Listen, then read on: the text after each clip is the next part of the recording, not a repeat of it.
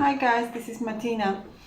Let's talk about the moderation a little bit today, and moderation in terms of healthy lifestyle and healthy nutrition in the first place.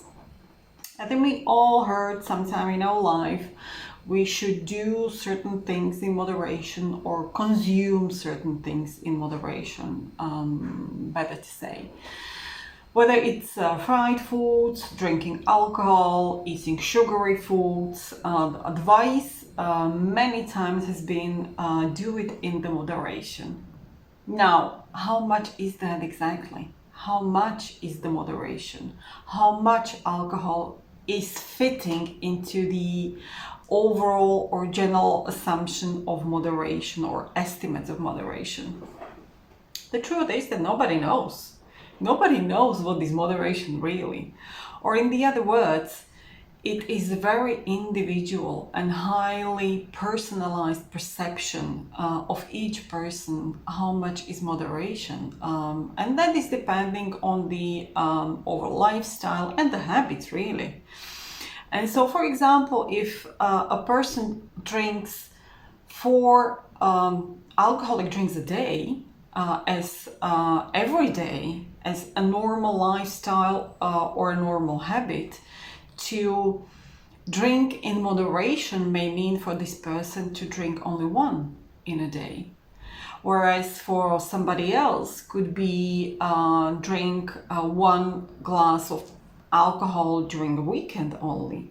For another person would be only during the holidays, for example. The same would be valid for meat consumption. We all hear lately that we should not be eating that much of animal products, and that is very true from the nutritional point of view and professional point of view. I completely agree with this.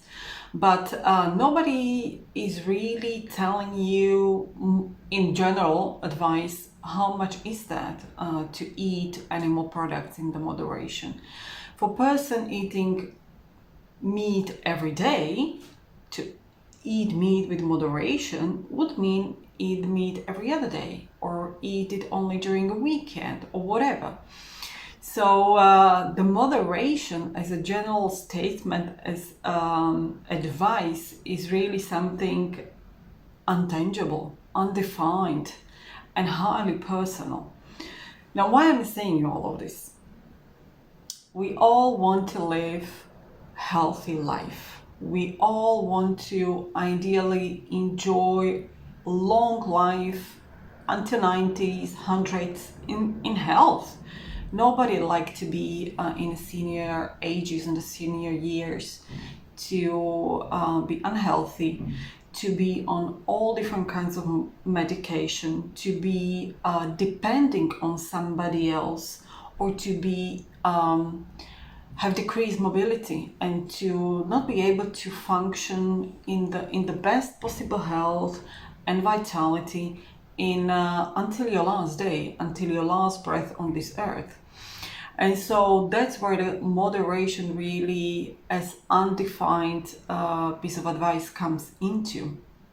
Whereas we, as a general public, need to get more educated in terms of how much is really enough, or how much is not really perhaps enough, but how much is the appropriate way to maintain our health and to live as long as possible, 90 plus years of age, in the best possible health, in the best possible vitality, and in the best possible mobility, to be able to enjoy our children, our grandchildren, the time we've got here in our life in the best possible happy way, without being it in the suffering with various health conditions, which is unfortunately the state of current society and state of health of current society. And so whenever, wherever someone tells you as a piece of advice, drink alcohol with moderation or do this and that in moderation, always question how much is that really for you, because for somebody else it might be different. For somebody might be the perfect moderation not to drink alcohol at all, whereas for the others it might be 3 times a year, 4 times a year at certain celebrations and the festive seasons, right? And so it is very, very individual and very different.